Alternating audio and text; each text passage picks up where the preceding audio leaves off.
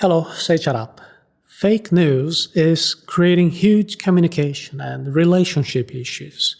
In the last few years, it is very likely that you have distanced yourself from a friend or a family member who has fallen into a disinformation wormhole on social media and now believes and shares the lies and fake news everywhere. If this has happened to you, your first reaction might have been to try and rescue that person by discussing every topic rationally. You show them data, you check the facts and sources, you provide scientific research. And what is the result? You drift further apart because they will refute everything by saying that you are the one being misled by fake information. On the one hand, you are mad because the other person doesn't want to change their mind, even when presented with all the evidence. But on the other hand, the person becomes more reactive. They seek refuge in people who believe the same fake news, so they can strengthen each other's point of view. Therefore, if you want to rescue someone from fake news, you urgently need to exchange your reasoning for emotion and your anger for empathy. Using rational arguments to communicate with someone influenced by fake news is a strategy of low efficacy. Imagine that you are a professional in a specific field, you have extensive experience, and you are updated with the best research so you can deal with a particular issue. Right. Now imagine that you have an old friend from your childhood and he has less experience than you, less knowledge, and besides that, he also has a completely opposite opinion on a particular subject. This friend of yours is so strongly influenced by fake news that he denies all the information that you have to offer. You really like this person, so you try to use all your arguments and your experience to show him everything that you know with facts. And even if you did this in the very best possible way, your arguments will be useless. None of the rational arguments you provide will work because unfortunately your friend has already been indoctrinated by extreme ideologies and conspiracy theories. And when someone is under the influence of fake news, you can show them the best sources of information that ground your arguments, but it will be pointless. And that person will say that the information that you are showing has been manipulated by powerful people or any other story that they received on their phone. They'll show you documentaries, research, and news from people that they believe are the real specialists. And when you point out all the flaws and the criticism that those specialists have, then they'll say that these are coordinated attacks triggered by the mainstream media and by the interests of powerful billionaires.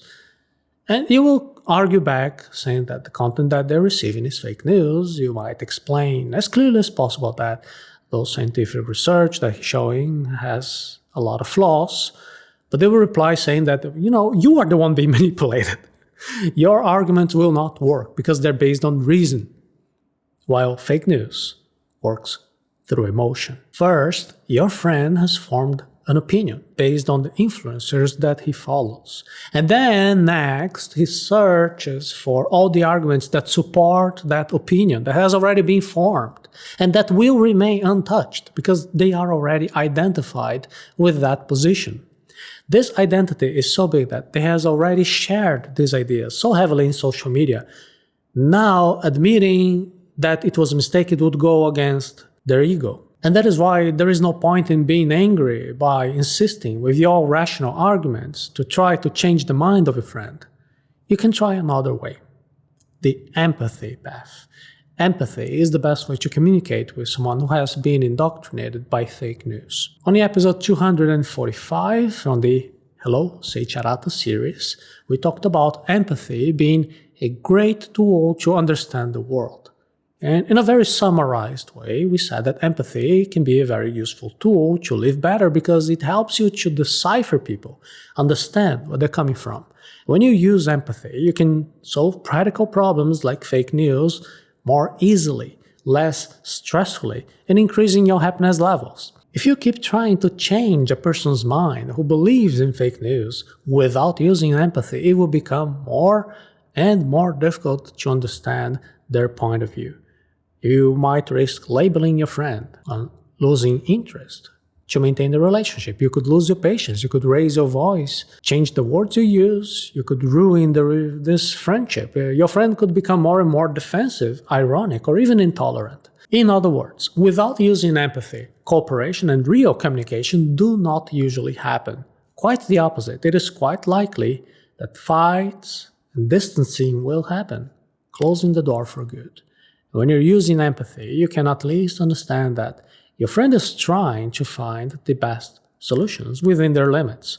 But unfortunately, they ended up in a cycle where false information and extremist ideas are spread, often created by manipulation experts with the purpose of shaping people's opinions in favor of a particular outcome. Try to look at yourself from your friend's point of view.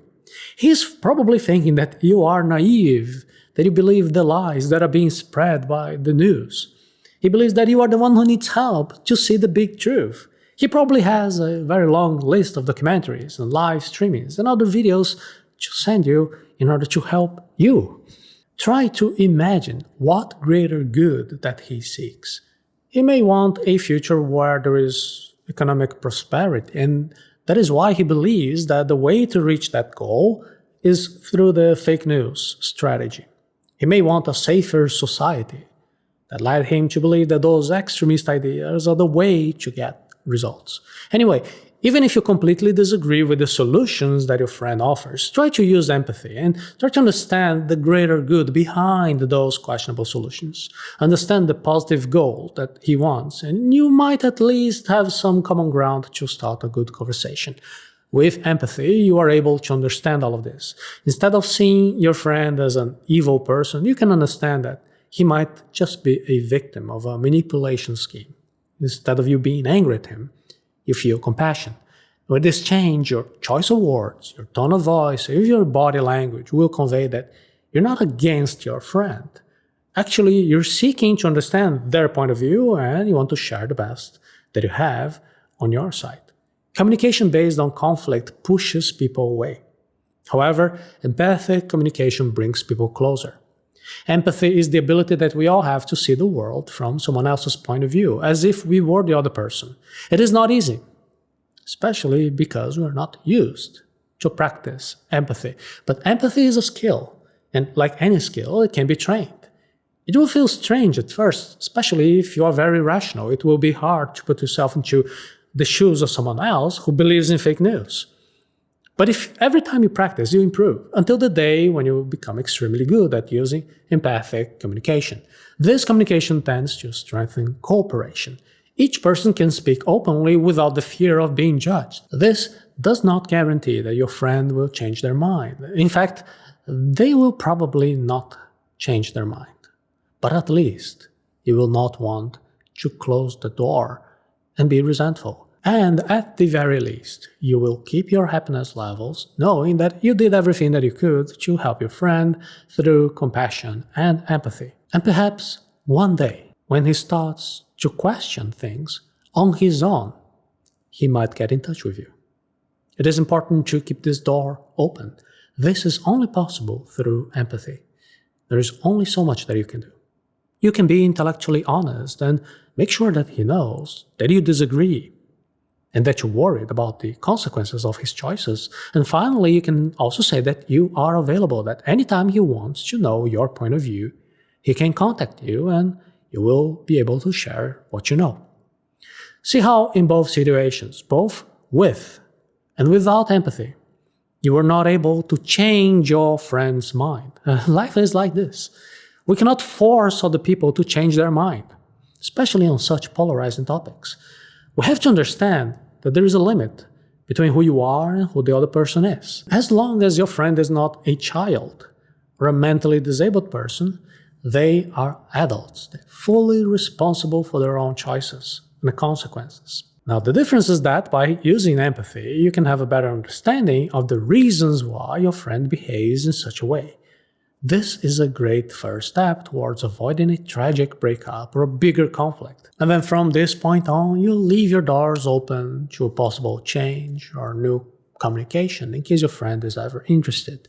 This may not be ideal, but the alternative is much worse. Without empathy, You could have lost it. You could have yelled at your friend and shut the doors, even with the chance of your friend ever wanting to change their mind in the future. Fake news is ending relationships between friends and families. The attempts of using logical and rational arguments to try and bring back the people sucked by fake news almost never go well. These arguments end up making people even more defensive, losing any chances of maintaining the relationship. If you really want to approach someone who has been indoctrinated by fake news, try to use empathic communication. Try to put yourself in the other person's shoes.